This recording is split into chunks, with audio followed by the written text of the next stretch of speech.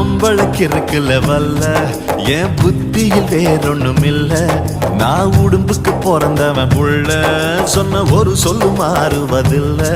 நீ வெறும் வாயமில்லாத விளையாட்டில ஏடி கள்ளச்சு என்ன தெரியலையா? ஓடி வெள்ளச்சு என்ன புரியலையா?